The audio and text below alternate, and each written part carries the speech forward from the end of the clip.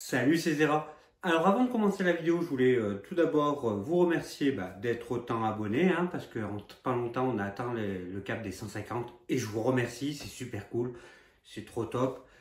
On est, on est plus de 150 sur la chaîne maintenant, donc c'est génial. Surtout que je dis pas à chaque fois de vous abonner, donc vous faites de votre plein gré, donc c'est encore mieux. Donc merci à vous. Et voilà, s'il y en a qui ne sont pas encore abonnés, abonnez-vous, ou sinon vous vous abonnerez plus tard. Faites bien ce que vous avez envie, mais déjà c'est sympa. Prochain cap, ça sera les 200, donc ça sera encore mieux.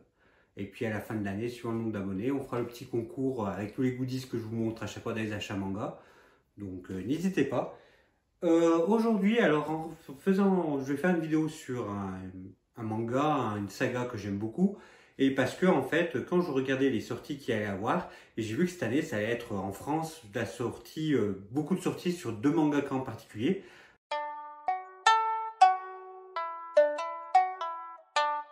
Donc il y a eu Hiro Mashima, donc avec la réédition de Rave.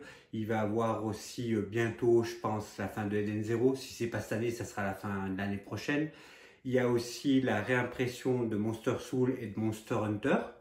Donc ça commence. Il y a aussi, ce mois-ci, on en reparlera aussi sur la chaîne, ça va être la sortie du nouveau manga de ce mangaka, ça va être Dead Rock. Donc ça aussi, on en parle sur la chaîne parce que je vais me le prendre. Il y a aussi la sortie de Gates of Nightmare qui il était au scénario. Donc voilà, beaucoup de choses sur Hiro Mashima. Et en regardant aussi cette année, il y a eu aussi beaucoup de choses sur Hiroko Araki. En particulier, à la fin du mois d'avril, il y a eu la sortie du tome 1 de la partie 9 de Jojo Bizarre Adventure, donc la partie Jojo Land. Donc voilà, je l'ai lu, et puis ça m'a donné envie de faire cette vidéo. Et aussi, on a eu, alors en début d'année, on a eu la suite et fin du spin-off Jojo Bizarre Adventure avec le Crazy Day, donc qui était un spin-off entre l'arc 3 et l'arc 4 de Jojo.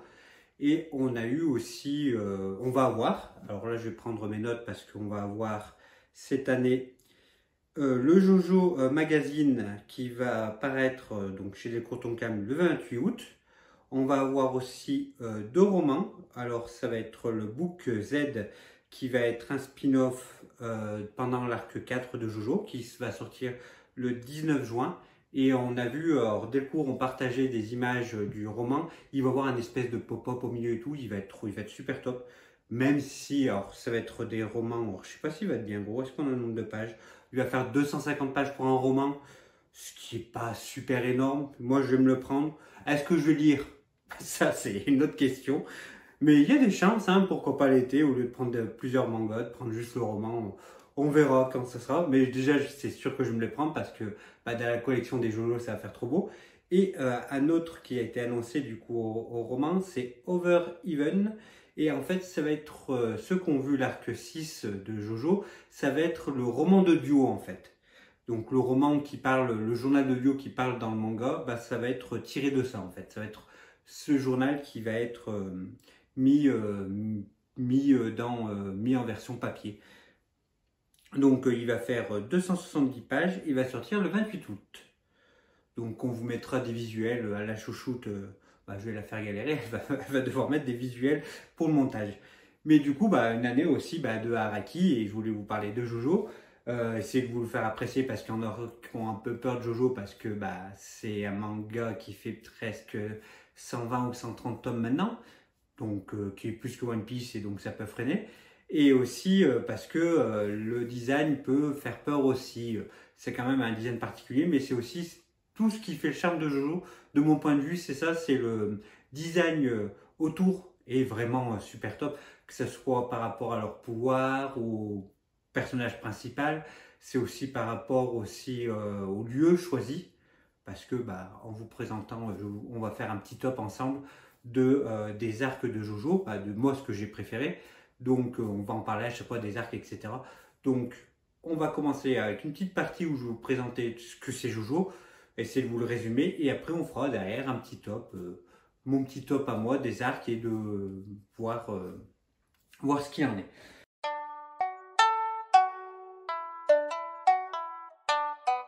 Donc pour commencer, donc Jojo Bizarre Adventure, c'est une série de Hiroko Araki, commencée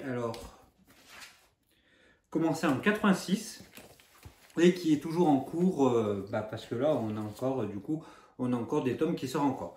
Donc ça fait depuis plus de 30 ans que Jojo existe et on en voit nettement dans son manga comment il a pu évoluer, que ce soit en scénario et en dessin. Donc là on a quand même un dessin classique, faut dire ce qui est. Hop. Et maintenant on a un dessin qui est un peu plus moderne, avec un style un peu plus élancé, un peu moins crayonneux aussi. Donc, montrer un petit peu les décors aussi, les décors où je trouve qu'il s'est vachement amélioré aussi. Et du coup, en 30 ans, de Hiroko Araki nous a sorti une 130aine de tomes, mais coupés en plusieurs parties.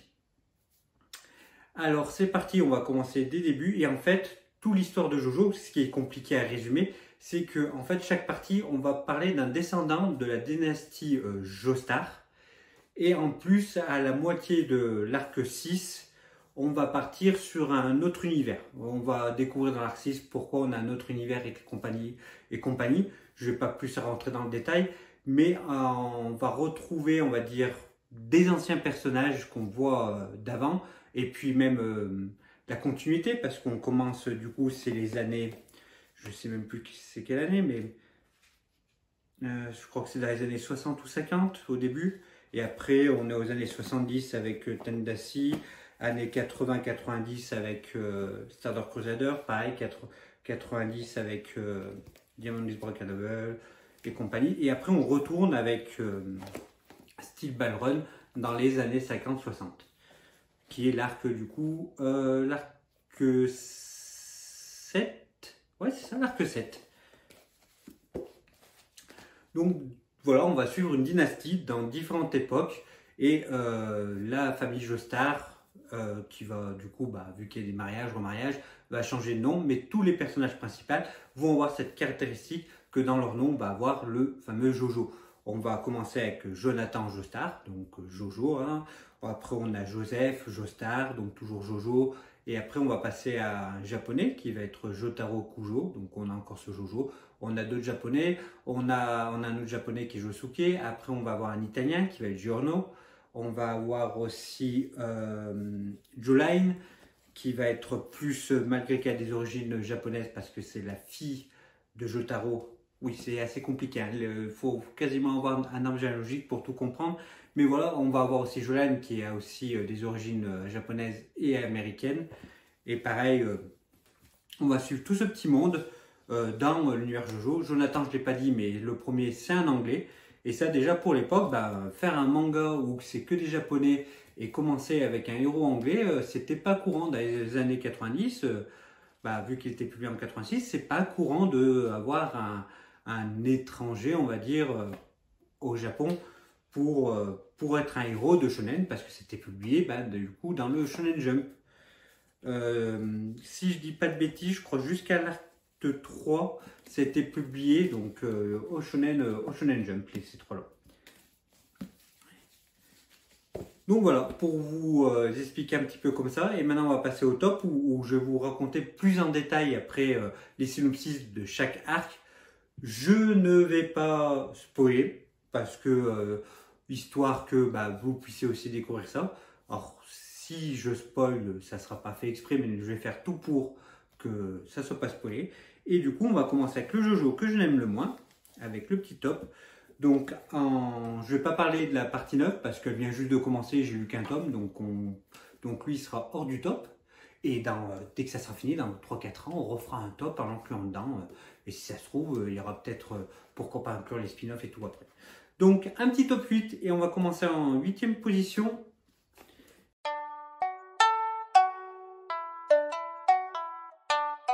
Ça va être du coup le Battle Tendency.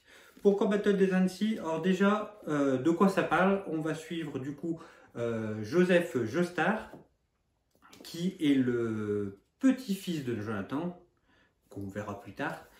Et on va le suivre en fait dans une espèce de track un peu à la Indiana Jones, une traque aux reliques, et on va le suivre dans ses aventures avec l'apprentissage aussi d'un pouvoir qu'ils appellent l'onde.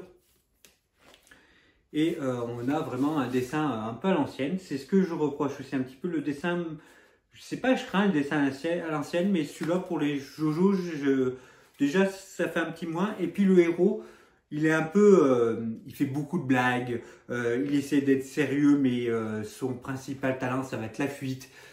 C'est pas un héros de shonen, on va dire d'action-aventure classique. Et c'est vrai que ce qui fait que bah, pour moi, il est aussi bas. Mais c'est vrai que toute la recherche de ces reliques qui vont conclure par une grosse bataille, c'est vu, revu pour l'époque, etc. Même quand je l'avais lu au début, c'était pas le meilleur. Pour moi, c'est peut-être celui. Alors, l'avantage qu'on a avec les JoJo, c'est qu'on peut commencer avec n'importe quel arc, parce que de toute façon, le pouvoir qu'ils expliquent, ils l'expliquent en début de page. Hein. Par exemple, je prends Jojo Land. Si vous voulez commencer par Jojo Land parce que vient de sortir, voilà, on vous explique déjà quoi c'est lié leur pouvoir. Et après, vous pouvez passer aux autres, etc. pour en savoir plus. Mais voilà, pour commencer, donc Battle Tendency qui pour moi a commencé en dernier parce que c'est clairement pas mauvais. Mais de toute façon, tous les JoJo sont pas mauvais. Hein, je sais même pas pourquoi je dis si c'est pas mauvais ou pas. Mais c'est du vu, revu, c'est du classico. Hein. On va passer du coup au quatrième que j'aime le moins. Au septième que j'aime le moins.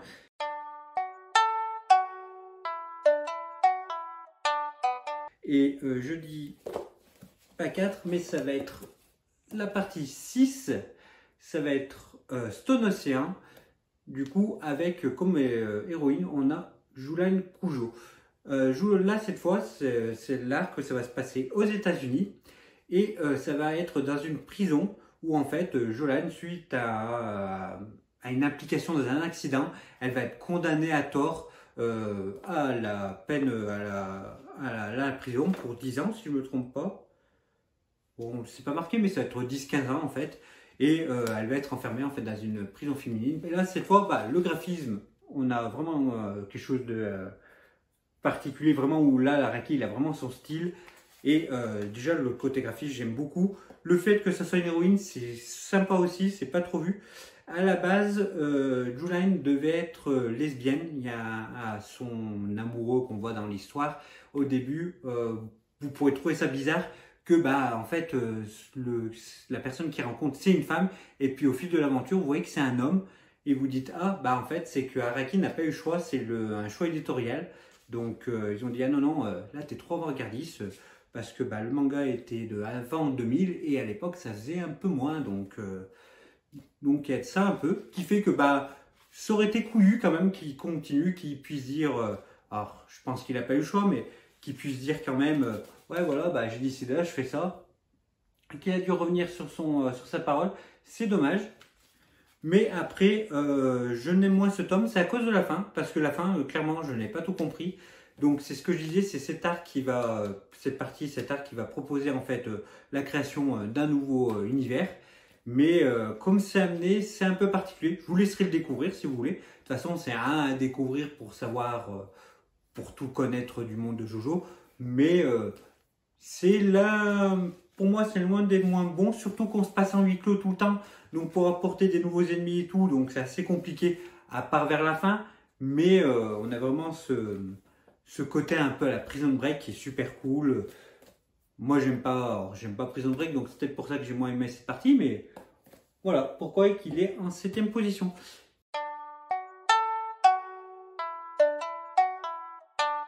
Sixième position, Phantom Blood. Du coup, là, on va découvrir, donc c'est le début, c'est la première partie de JoJo avec Jonathan, Joestar. Ça va se passer en Angleterre et ça va être toute une histoire avec des vampires. Pareil, j'en parle pas trop.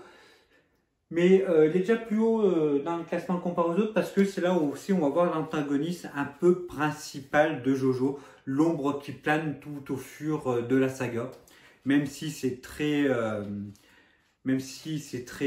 estompé en fait à partir de l'arc à partir de la 7, 8 et je pense que 9 aussi, mais à partir de la 7 et 8, on ne voit plus parce qu'il ne fait plus partie de ce monde-là. Mais tout le reste de la partie 1 à 6, il y a toujours son ombre qui plane tout le temps de cet antagoniste qui est duo. Hein. Et voilà, donc les dessins un peu vieux, son histoire de vampire aussi, c'est moins bien. Mais en fait, pourquoi il va un peu plus haut que les autres par rapport à ça? C'est parce qu'il y a l'histoire de l'antagoniste, qu'on voit cet antagoniste, on voit qu'il est cruel. Les dessins aussi, que ça se passe dans une Angleterre un peu victorienne est cool aussi, même si je pense un peu plus après. Mais voilà, un petit jeu qui reste fort sympathique.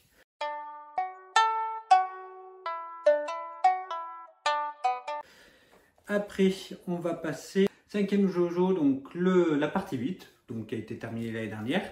Jojo Lion, où on va suivre du coup un héros qui est du coup celui-là qui n'a pas d'identité.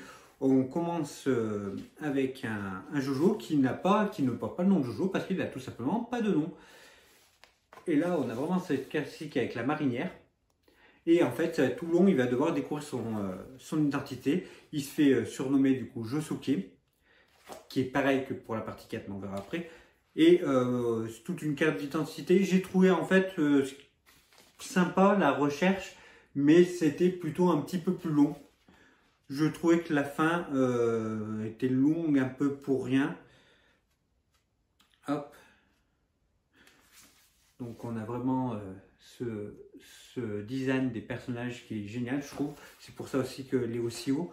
Mais c'est vrai que c'est très haut, très haut. Le pouvoir aussi qu'on va apprendre, qui est les stands dans Jojo, à part pour les deux premières parties où c'est le Londe. Là, le design est vraiment il est super cool, le design des pouvoirs. Est-ce que je peux vous montrer? Hop, là voilà. Là, c'est ça. Son pouvoir, c'est l'espèce de bonhomme qui est derrière, qui est un chara-design qui est juste trop cool. Et du coup, voilà pour le cinquième.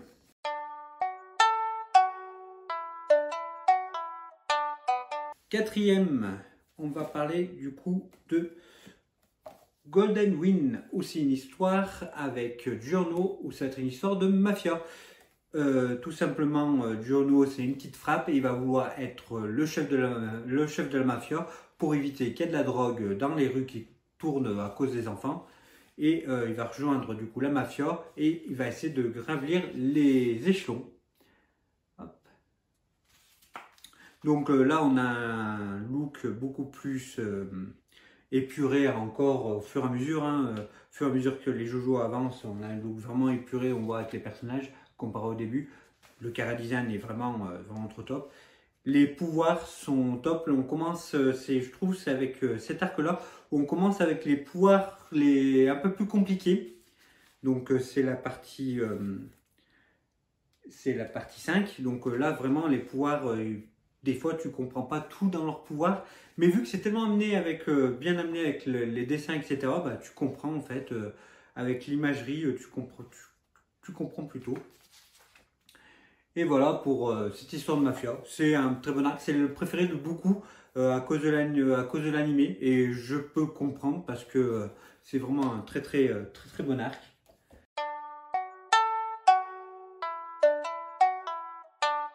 Et après, on va passer au top 3 et on va passer par le troisième. Ça va être Stardust Crusader qui est la partie 3. Alors, on va suivre Jotaro qui doit du coup aller en Égypte pour sauver sa mère parce que il y a quelque chose qui s'est mal passé, on va dire, et il doit en fait défaire un ennemi en Égypte. Et c'est là où on a l'arrivée des stands, donc l'arrivée des pouvoirs des Jojo. Et du coup, on a tous ces débuts de combat. Là, on a vraiment un côté, en plus, vu qu'il doit traverser la planète pour aller en Égypte, parce que il peut pas prendre, il va essayer de prendre l'avion, mais ça se passe pas comme prévu. Mais il va du coup traverser l'Inde, il va traverser plein de pays comme ça. Et ça va être super sympa à découvrir tous ces pays. Il y a vraiment un petit côté carnet de voyage qui est super cool. Et puis, on voit vraiment les premiers combats avec ces pouvoirs que lui il a instaurés qui sont trop bien. Donc voilà, là aussi, il y en a beaucoup où c'est leur préféré aussi Jojo, parce que ils l'ont très souvent découvert aussi avec celui-là, et surtout c'est là où on a l'arrivée des pouvoirs, où on a vraiment un Jotaro, vraiment un méchant garçon, c'est vraiment, il dit ta gueule, il est vulgaire, il est vraiment pas très blanc comme héros, donc ce qui changeait un peu pour l'époque aussi. Et c'est vrai que là, alors, il y en a beaucoup qui conseillent de commencer la Jojo avec la partie 3. Moi, moi, pas spécialement, parce que déjà, le design de Jojo, c'est encore le design où on voit que dans les 3 premiers tomes, où c'était vraiment des gros baraquets un peu à la Toriko ou à la Dragon Ball, et où ça s'estompe très vite ce côté. Donc moi, c'est pas celui que je recommanderai en premier. Ça sera celui que je vous recommander, ça sera mon préféré. Mais parce qu'il a toutes les bonnes raisons pour que vous l'aimez. Mais ça reste très bien pour débuter, même si je pense qu'il y a mieux.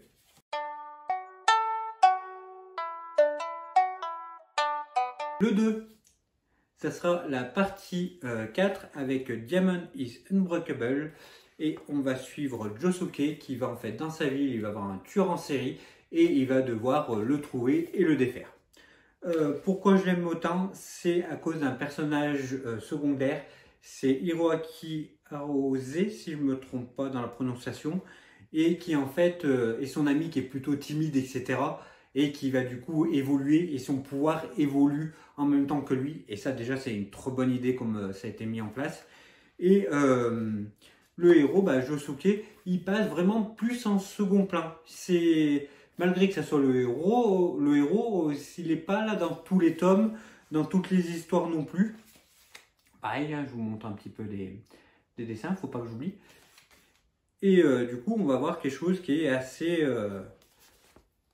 sympa sur la manière des dessins. Et non, c'est l'évolution des héros qui est vraiment plus mis en avant et qui est assez sympathique parce que là, du coup, ça va être un manga un peu plus d'enquête, malgré qu'il y a des combats au milieu pour que ça reste, pour pas que ce soit ennuyeux, mais c'est vraiment retrouver ce tueur en série avant qu'il ne fasse plus de dégâts. D'ailleurs, même le héros, l'antagoniste, moi je l'aime beaucoup, Kira, parce que c'est méchant, parce que c'est juste une enflure, c'est juste un détraqué, il n'a pas de raison particulière, et ça peut exister, donc c'est plutôt bien amené.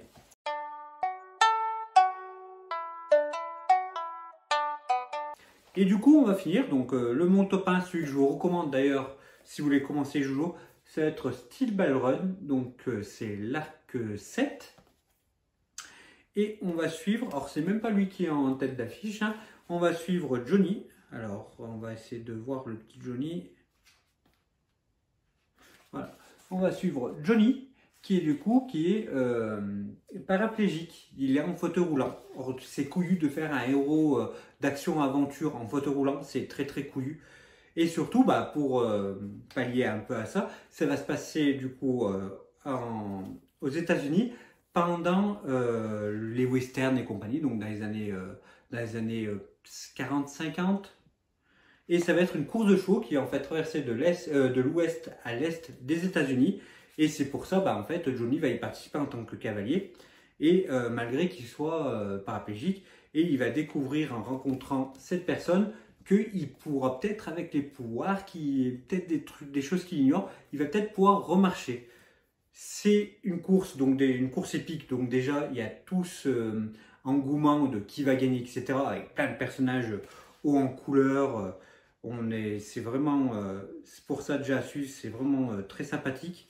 Le duo qui a du coup avec lui et avec Johnny, il marche super bien. Johnny d'ailleurs, comme je parlais un petit peu d'avant de Hiroaki, a un pouvoir qui évolue, donc Johnny aussi en tant que personne évolue aussi, ce qui est super bien.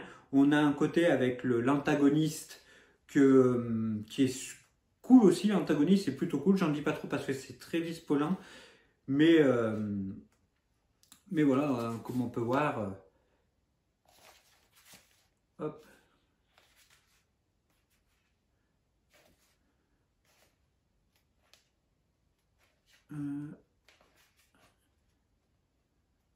Voilà. comme on peut voir, le départ de la course qui est du coup à la fin du tome 1, le temps de présenter tous les personnages, c'est épique et tout. Et je conseille de commencer par lui parce que du coup, le Araki avait fait un reboot en fait de son univers. Donc vous commencerez avec un monde... D'ailleurs, je vois la date, c'est en 1891 la course. Et du coup, ouais, il a fait un reboot de son univers. Et du coup, vous ne serez pas perdu avec tous les personnages mis en place. Parce que du coup, tous ceux qui sont avant l'arc, l'arbre généalogique, ça n'existe plus. Après, il y a des clins d'œil à d'autres personnages qui fait revenir dans son univers et tout. Mais si vous ne les avez pas, c'est pas très grave. Il y a aussi, du coup, vu que c'est un reboot, les pouvoirs, c'est pour les avoir, les stands, c'est amené d'une autre façon. Donc, vous découvrez une autre façon d'avoir ces pouvoirs. Donc, ça aussi, ce n'est pas dérangeant. C'est pour ça que si vous voulez commencer Jojo, je conseille beaucoup Steel Ball Run. Parce que vous serez d'une, pas dépaysagé. De deux, vous allez avoir une histoire qui va être géniale, qui est épique, qui a de l'action, avec un héros qui change les codes parce que vous avez un héros qui est handicapé. Donc ça aussi, ça change, un héros d'action-aventure. Donc voilà pourquoi c'est mon préféré. Et malgré que j'ai pas commencé avec lui, c'est le seul que j'ai lu 5 fois, je crois, l'arc, tellement que j'aimais. Les autres, je les ai minimum lus 2 fois. 2 fois voire 3 fois. Donc déjà, j'aime beaucoup Jojo, hein, même c'est que j'aime le moins.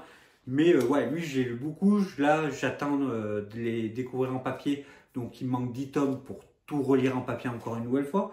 Mais je vous conseille Steel Ball Run, commencez Jojo. C'est super cool. Donc voilà. J'espère que je vous ai donné envie de lire de Jojo avec cette petite vidéo. C'était vraiment un petit top, donc c'est vraiment mon avis. Qui, je pense que quand même, à part quelques tomes, il y en a certains avec les préférences, avec la nostalgie compagnie peuvent changer. Mais on est vraiment sur quelque chose de classique. En plus, bientôt, je pourrais inclure dans le top, ça va être celui-là, qui je donne mon petit avis un petit peu en avance au lieu à la place du bilan, mais j'ai beaucoup aimé. Là, pareil aussi, on voit que Araki veut changer, casser les codes. Il y a un des héros qui change de ce qu'on peut voir, mais j'en parlerai plus à la partie bilan. Donc voilà, j'adore Jojo, j'espère que je vous ai transmis un peu cette passion que j'ai avec Jojo. Et puis on va se retrouver du coup pour une prochaine vidéo qui sera du coup une petite vidéo bilan des mangas en cours que j'ai du mois d'avril. Donc voilà, donc on se retrouve la prochaine fois pour la prochaine vidéo. La bise!